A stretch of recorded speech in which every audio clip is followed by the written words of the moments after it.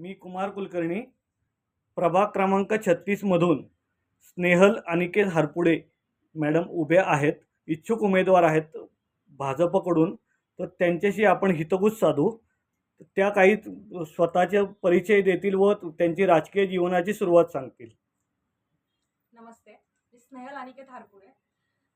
प्रभाग क्रमांक 36 सहकारनगर पद्मावतीमधून मी इच्छुक आहे भाजपकडून, भारतीय जनता पार्टीकडून.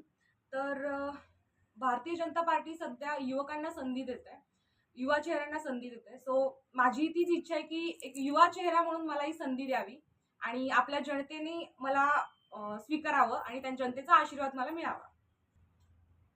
तुमच्या मॅडम राजकीय जीवनाची सुरुवात कशी झाली काय?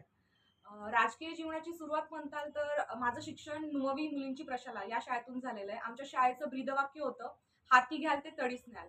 तर ते ब्रीदवाक्य मी लहानपणापासूनच माझ्या मनावरती रुजवलंय. शाळेमध्ये असताना मी विविध उपक्रमांमध्ये सहभागी होत होते. त्यानंतरनं कॉलेजला जशी गेले मी तशी NCCमध्ये मी पार्टिसिपेट केलं. NCCच्या माध्यमातून पण मला भरपूर समाजकार्य वगैरे करता आलं. त्यानंतरनं BScला मी ॲडमिशन घेतलं. BSc करत असताना मला समाजकार्य करण्याची संधी थोडी कमी झाली. त्याच्यामुळे मी MSc न करता MA पॉलिटिकल सायन्स राज्यशास्त्र या विषयाचा मी अभ्यासक्रम निवडला. तर राज्यशास्त्र निवडल्यामुळे राजकारण किंवा शासकीय काम कसं चालतं हे एक मला जाणायला मिळालं आणि त्या माध्यमातून मी भरपूर समाजकार्य करण्याचा प्रयत्न केला. आणि लग्नानंतर म्हणताल तर माझे मिस्टर अनिकेत अनिल हरपुडे ह्यांचा राजकीय प्रवास खूप मोठा आहे आणि त्यांच्या माध्यमातून मला आता एक संधी मिळतीये, तर त्या संधीचं मी नक्की सोनं करेल. आणि तुम्हाला या प्रभागामध्ये जे मतदार बंधू भगिनी आहेत त्यांनी तुम्हालाच का निवडून द्यावं आणि तुम्ही त्यांच्याकरता काय काय अशी कामं केलेली आहेत आणि करणार आहात? आपल्या प्रभाग क्रमांक 36 मध्ये म्हणताल तुम्ही तर नागरिकांनी मला का निवडून द्यावं? तर एक शिक्षित युवा नवीन चेहरा तुम्ही म्हणताल.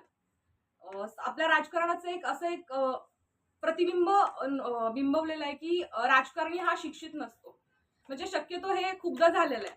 तर एक पोस्ट ग्रॅज्युएट पदव्युत्तर युवा चेहऱ्याला जर संधी दिली तर का नाही चालणार? दुसरी गोष्ट तुम्ही म्हणताय काय काय कामं करता येईल. तर आपल्या प्रभाग क्रमांक 36 मध्ये कितीतरी क्रीडा संकुल आहेत. तर ते क्रीडा संकुल किती आता चालू आहेत, ते आता सध्या बंद अवस्थेत आहेत. तर नागरिकांनी मला सहकार्य केलं किंवा नागरिकांनी मला संधी दिली तर ते क्रीडा संकुल परत चालू करण्यासाठी मी प्रयत्न करेल.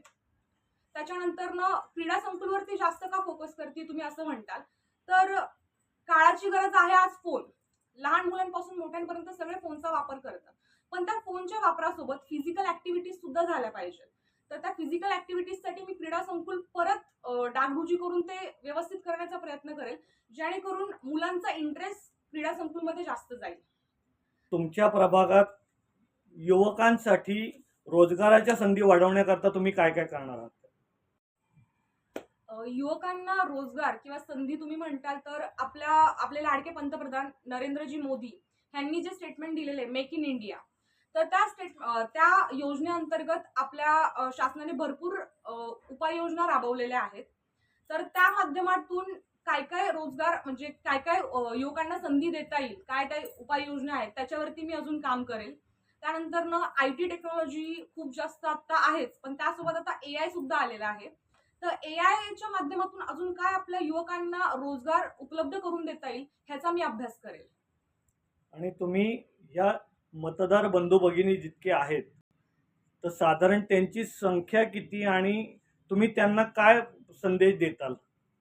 आपल्या प्रभाग 36 मध्ये टोटल मतदान हे 79,000 झालेलं होतं आणि आता सुद्धा 79,000 एक मतदान यादीनुसार एक संख्या आपण म्हणतोय 79,000. तर त्यांच्यासाठी नवीन नवीन प्रकल्प आणण्याचा मी प्रयत्न तर करेलच. मॅडम, तुम्ही महिला सक्षमीकरणाकरता काय काय उपाययोजना करणार आहात का? महिला सक्षमीकरण करता म्हणताल तुम्ही तर आपल्या प्रभागामध्ये कोरोनापूर्वी 170 महिला बचत गट होते, पण कोरोना नंतर ते फक्त आता 80च सक्रिय आहेत. तर मला जर लोकांनी संधी दिली तर महिला बचत गट हे पुन्हा सक्रिय करेल मी. त्याच्यानंतरनं महिला सुरक्षतेबाबत तुम्ही म्हणताल तर आपल्या प्रभाग 36 मध्ये 2 पोलीस स्टेशन येतात. त्यांच्या अंतर्गत अनेक पोलीस चौकी आहेत. तर तिथे एक राखीव महिला जे असतील, तिथे महिलांसाठी हेल्पलाईन नंबर परत एकदा चालू करण्याचा प्रयत्न करेल. आणि सध्या आम्ही ॲपवरती सुद्धा काम करतोय. जसं महाराष्ट्र पोलीस मुंबईमध्ये ॲपचं काम चालू केलेलं आहे महिला सुरक्षिततेकरतेचं. तसं आपण आपल्या प्रभागासाठी महिला सुरक्षतेचं एक ॲप म्हणजे ते काम चालू आहे आपलं. तर तेही मी पूर्णत्वावरती नेण्याचा प्रयत्न करेल.